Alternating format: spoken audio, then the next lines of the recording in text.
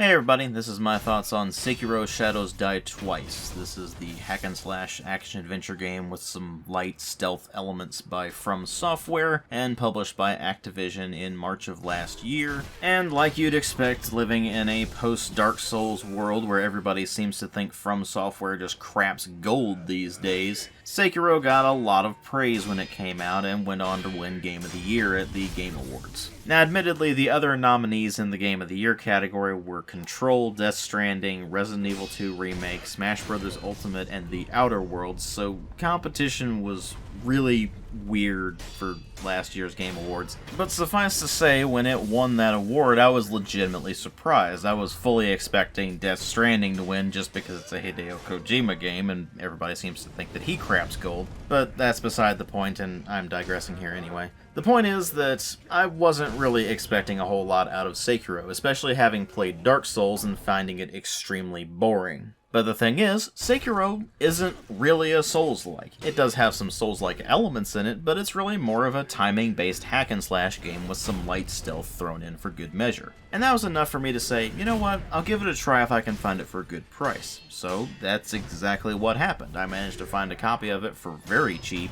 and the first impressions of the game were actually extremely favorable. I mean, compared to Dark Souls Prepare to Die Edition, it was night and day. I mean, for the probably few of you who may not be aware, Dark Souls Prepare to Die Edition on PC was an absolute disaster. It couldn't even maintain 30 frames per second, it had horrible input lag, and even if you used the DS Fix mod, it was just a mess to try to play it. Eventually they did put out Dark Souls Remastered, which fixed a lot of those technical issues, but some of those issues, like the input delay and the input stacking, were by design. Then you get to Sekiro, and a lot of that has been remedied. I mean, it has a buttery smooth 60 frames per second. It introduces a lot more to you in terms of story and characters right from the beginning, so you actually know what you're doing as opposed to just wandering around aimlessly and fighting things because somebody told you to go find some bells. The controls are a lot more responsive, which is incredibly important given the combat system they've opted for. And speaking of the combat system, they give you a place to practice the combat mechanics without needing to worry about losing any progress. I mean, sure, the stealth in this game, if you can even call it that, is downright garbage, but other than that,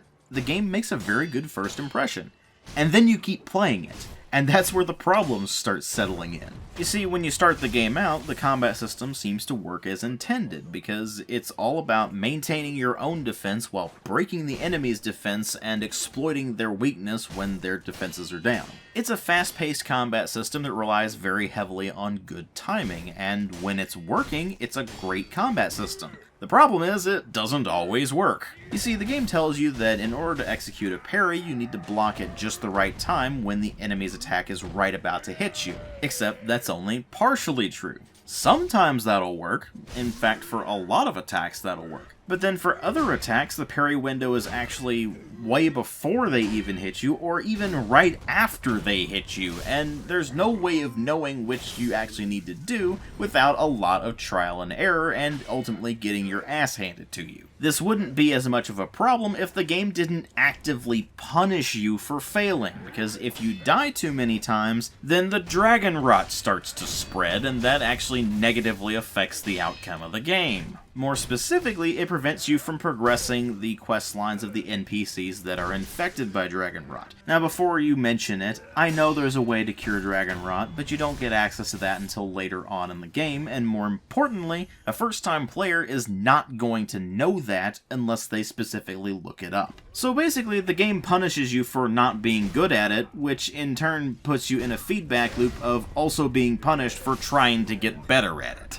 It's that sort of thing that brings me to the conclusion that I have with really any of FromSoftware's games that are considered difficult. It's not necessarily that they're difficult, it's why they're difficult. If the game is difficult by nature of clever design, or difficult by nature of requiring a large amount of skill, that's fine. It's not fine to make the player go through a pretty lengthy process of trial and error to get all of the timings down and actually get good at the game, but also punish them for doing that. To give you a real-world equivalent, that's basically like if you're trying to learn martial arts and instead of being given pointers on what you might be doing wrong and being shown what the proper way of doing it is, the instructor just slaps you in the face and says, "You're doing it wrong, get it right next time." And keep in mind, I'm only talking about basic attacks at this point. When you start running into attacks that actually cannot be blocked or parried, it gets worse. And that category consists of sweeping attacks, thrusts, and area effect attacks. None of these three attacks can be blocked, although the thrust can at least be parried if you get the extremely narrow timing window down on them, and the only way to avoid area effect attacks is simply to not be in the radius of effect. But it is worth noting that there are specific counters you can do for sweeping attacks and thrusts. Thrusts have the unlockable Mikiri counter, where you basically stomp on their blade or their spear or whatever it is,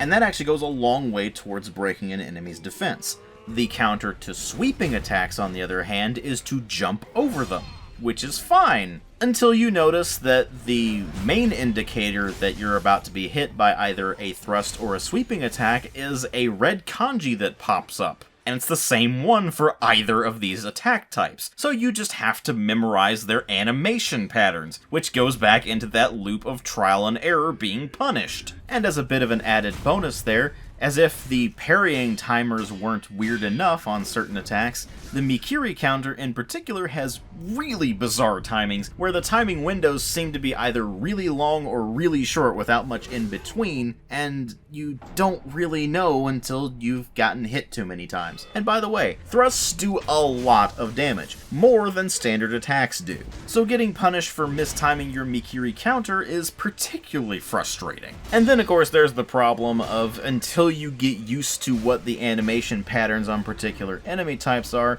you're gonna see that indicator come up and go, oh, they're about to do a sweeping attack, only to have them thrust at you, or they'll be about to do a sweeping attack and you think they're about to thrust, so you try to do your Mikiri counter, or you try to do a parry and it hits you with a sweeping attack instead. You may be saying, but DW, the animations are obvious. Some of the time, sure they are, but a lot of times they will actually go through sweeping motions before turning it into a thrust, or they'll go from a semi-thrusting position into a sweeping attack. It's something you have to get used to through trial and error. Again, this is not necessarily a problem if the game doesn't punish you for going through trial and error. I mean, I understand the game is supposed to be difficult, but when it's going about its difficulty in this manner, it just makes it frustrating and not challenging. And that actually becomes even more frustrating when you think back on those fights you had at the beginning, where it's like, okay, I'm not necessarily doing all that well because I haven't gotten used to the mechanics yet. And then you get used to the mechanics and you're like, okay, I'm doing better, and it's right at that point where the game starts becoming very inconsistent and it becomes a matter of just pure rote memorization. That's when the frustration starts setting in, and ultimately that's going to make or break this game for you. Obviously, if you're an absolute masochist, you will probably love Sekiro. If you're the kind of person who really likes that extreme trial and error, you will probably love Sekiro. But if you don't have the time or energy to memorize the attack patterns of every single enemy type in this game, most of which look very similar if not nearly identical to one another, then the game's probably going to be very frustrating and ultimately not worth your time.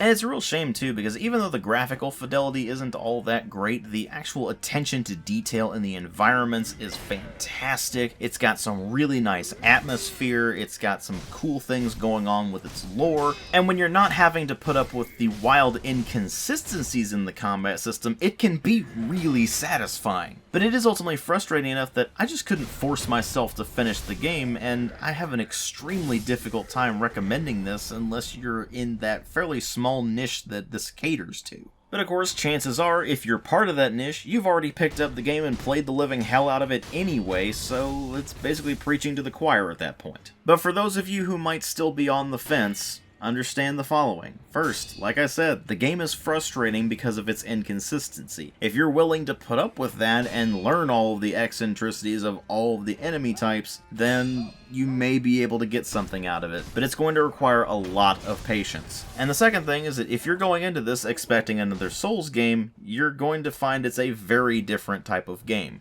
It is not a Souls game. It has some Souls-like elements to it, like the death mechanic, but other than that, it really is its own thing, and you have to treat it accordingly. Just because you liked, say, the Souls games doesn't necessarily mean you're going to like Sekiro, and just because you like Sekiro doesn't necessarily mean you're going to like the Souls games either. But the funny thing is, now that I've said that, I actually got more out of about 2 hours of game time that I put into Sekiro than I did out of 14 hours that I put into Dark Souls. And whereas Dark Souls committed the worst sin a video game can possibly commit, which is be boring, Sekiro certainly wasn't boring. It was frustrating as hell, and that was ultimately why I just decided to stop playing it, but it wasn't boring.